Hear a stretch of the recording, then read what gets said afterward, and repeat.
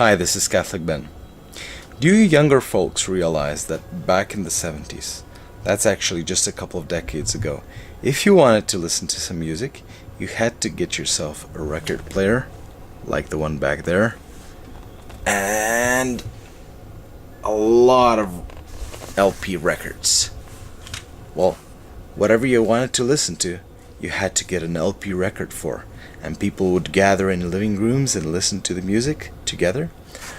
But then in the 80s, we had cassettes. I was there to see this, to witness this. I had hundreds of these.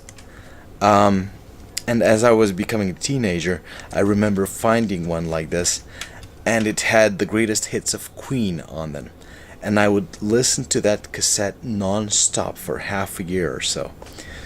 So as things evolved, back in the early 2000s, we got the MP3 players. That was a whole new format. You wouldn't have albums anymore. You would only have songs that you could, randomly collect wherever you wanted, on iTunes or anywhere.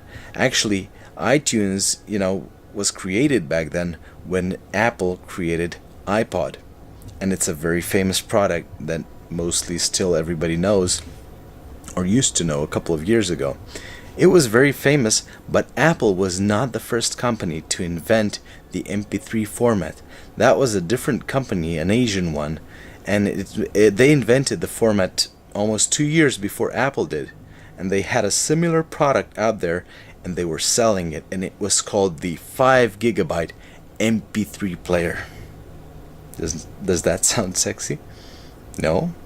But it tells you what it is, doesn't it?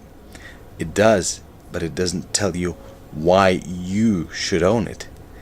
When Apple dubbed their thing, they called it 1000 songs for your pocket. Wow, that tells me why I need their product, doesn't it? And Apple tends to do this all the time. They always answer the question why. That's beautifully described in Simon Sinek's book, Always Start With Why.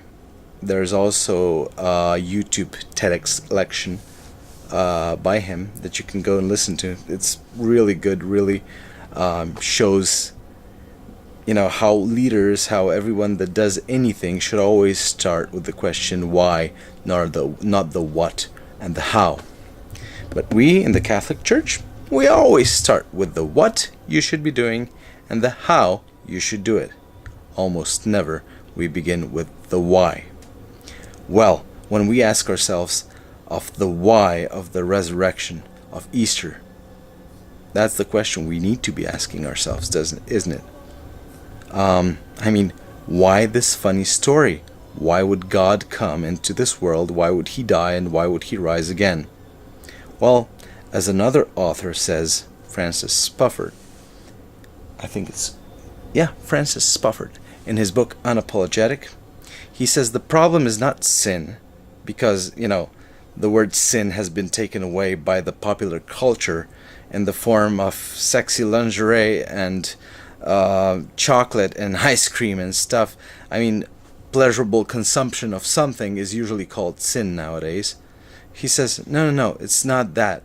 It's the fact that we people have a proclivity to F things up. Always. Things being our relationships, our commitments, and our desires, which are going in the wrong direction. That is sin, people. Our proclivity to F things up. And that is something that we cannot amend on our own. That's something that God needed to come and save.